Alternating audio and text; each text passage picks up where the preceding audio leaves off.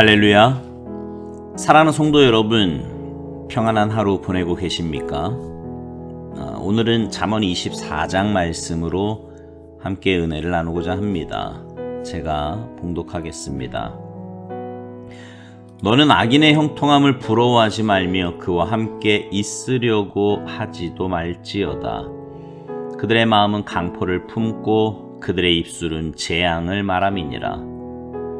집은 지혜로 말미암아 건축되고 명철로 말미암아 견고하게 되며 또 방들은 지식으로 말미암아 각종 귀하고 아름다운 보배로 채우게 되느니라.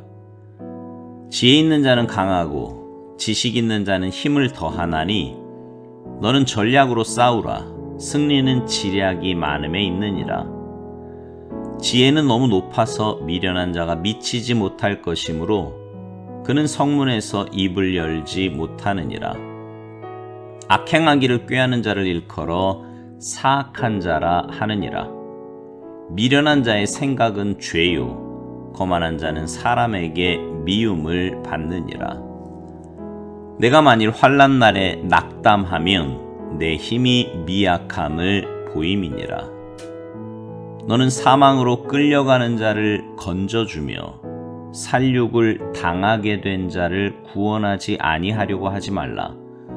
내가 말하기를 나는 그것을 알지 못하였노라 할지라도 마음을 저울질하시는 이가 어찌 통찰하지 못하시겠으며 내 영혼을 지키시는 이가 어찌 알지 못하시겠느냐. 그가 각 사람의 행위대로 보응하시리라. 내 아들아 꿀을 먹으라. 이것이 좋으니라. 송이 꿀을 먹으라. 이것이 내 입에 다니라. 지혜가 내 영혼에게 이와 같은 줄을 알라. 이것을 얻으면 정령이 내 장래가 있겠고 내 소망이 끊어지지 아니하리라. 악한 자여 의인의 집을 엿보지 말며 그가 쉬는 처소를 헐지 말지니라. 대저 의인은 7번 넘어질지라도 다시 일어나려니와 악인은 재앙으로 말미암아 엎드러지느니라. 내 원수가 넘어질 때에 즐거워하지 말며 그가 엎드러질 때에 마음에 기뻐하지 말라. 여호와께서 이것을 보시고 기뻐하지 아니하사 그의 진노를 그에게서 옮기실까 두려우니라. 너는 행악자들로 말미암아 분을 품지 말며 악인의 형통함을 부러워하지 말라. 대저 행악자는 장래가 없겠고 악인의 등불은 꺼지리라. 내 아들아 여호와와 왕을 경외하고 반역자와 더불어 사귀지 말라. 대저 그들의 재앙은 속히 임하리니 그 둘의 멸망을 누가 알랴. 이것도 지혜로운 자들의 말씀이라. 재판할 때에 낯을 보아주는 것이 옳지 못하니라. 악인에게 내가 옳다 하는 자는 백성에게 저주를 받을 것이요 국민에게 미움을 받으려니와 오직 그를 견책하는 자는 기쁨을 얻을 것이요 또 좋은 복을 받으리라. 적당한 말로 대답함은 입맞춤과 같으니라. 내 일을 밖에서 다스리며 너를 위하여 밭에서 준비하고 그 후에 제 집을 세울지니라. 너는 까닭 없이 내 이웃을 쳐서 증인이 되지 말며 내 입술로 속이지 말지니라. 너는 그가 내게 행함같이 나도 그에게 행하여 그가 행한 대로 그 사람에게 갚겠다 말하지 말지니라. 내가 게으른 자의 밭과 지혜 없는 자의 포도원을 지나며 본즉 가시덤불이 그 전부에 퍼졌으며 그 지면이 거친 풀로 덮였고 돌담이 무너져 있기로 내가 보고 생각이 깊었고 내가 보고 훈계를 받았노라. 내가 좀 더 자자 좀 더 졸자 손을 모으고 좀 더 누워있자 하니 내 빈궁이 강도같이 오며 내 곤핍이 군사같이 이르리라. 아멘. 대학을 졸업하고요. 대학원을 입학하기 전에 조금 방황 아닌 방황을 한 적이 있었습니다. 진로도 그렇고 여러 가지 상황이 저로 하여금 깊은 고민의 시간을 갖게 했던 그런 때였던 것 같아요. 그때도 역시 매일 읽던 잠언 말씀 가운데 오늘 본문 10절 말씀이 눈에 확 들어왔어요.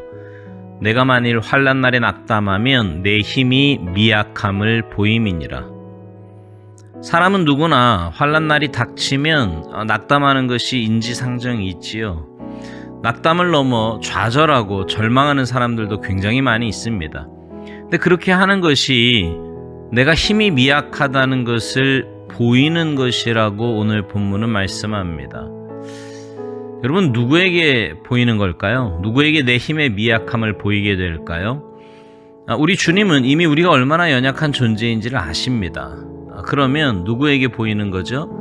악한 원수 마귀 사탄에게 보이는 거겠지요. 우리가 믿음으로 살겠다고 신앙 안에서 하나님 뜻대로 살겠다고 몸부림칠 때 마귀는 비웃으며 우리를 건드립니다.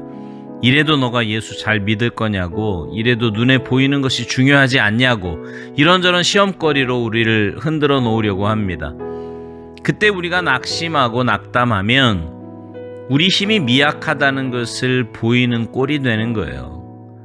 그렇다고 환난이 오고 고난이 올 때 센 척할 필요는 없습니다. 자, 여러분 한번 생각해 봅시다. 먼저 고난과 환난이 오는 이유가 뭘까요? 그 이유가 내 죄로 인한 것이라면 문제는 간단해요. 그 죄를 주님 앞으로 가지고 가서 회개하면 됩니다. 진실하게 하나님 앞에서 내 죄를 쏟아놓고 하나님의 용서하심과 은혜를 구하면 돼요. 그러면 의외로 간단하게 고난과 환난이 끝나기도 합니다. 그러나 애매한 고난이나 혹은 내 그릇을 넓히기 위한 하나님의 테스트 등 환난과 고난의 이유는 우리가 다 알 수도 또 설명할 수도 없어요. 그러나 여러분, 중요한 것은 그 환난과 고난이 올 때 나는 원래 약한 자라는 것을 깨닫는 것입니다. 내가 만나는 문제를 해결할 힘이 내게 없고 그것이 나의 영역에 있지 않음을 인정해야 합니다. 그러면 사실 낙심할 것도 없어요. 오히려 하나님의 은혜를 더 구하게 되지요. 내가 그렇게 연약한 존재인데 낙심하고 자시고 할 게 뭐가 있겠습니까? 낙심을 한다는 것은 내가 할 수 있을 줄 알았는데 하지 못할 때 생기는 마음 아닙니까? 내가 문제를 해결할 수 있을 줄 알았고 내 힘으로 바로 설 수 있을 줄 알았고 내가 버텨낼 줄 알았는데 막상 삶의 어려움이 닥치고 보니 내가 할 수 있는 것은 아무것도 없는 거예요. 그럴 때 낙심이 되는 거지요. 다시 말해서 내가 중심이 되어 내 삶을 내가 컨트롤하겠다는 마음을 가지면 그 결과는 낙심입니다. 그러나 나는 원래 연약한 존재이고 하나님의 은혜 아니면 살 수 없는 존재임을 깨닫게 된다면 낙심할 것도 절망이나 좌절할 것도 없습니다. 오히려 더 주님께 가까이 가고요. 더 주님 의지하게 되겠지요. 그게 사는 길이라는 것을 아니까 말이죠. 여러분, 낙담하는 것은 내가 주인이라는 반증입니다. 여러분 기억하세요. 내가 할 일은 낙담이 아니라 의지입니다. 주님만 의지하는 거예요. 그러면 우리는 낙담할 것이 아니라 기도하게 되고 좌절이나 절망이 아니라 주님 안에서 새로운 소망과 빛을 보게 될 것입니다. 사랑하는 성도 여러분, 우리 주님만 의지하며 삽시다. 주님이 내 인생의 주인이 되심을 늘 기억하며 살자고요. 그래서 어떤 어려움과 환난 속에서도 오히려 더 주님 의지하며 주님께 가까이 나아가서 주님의 도우심과 은혜 가운데 믿음으로 승리하는 복된 삶이 되시기를 주님의 이름으로 축복합니다. 아멘.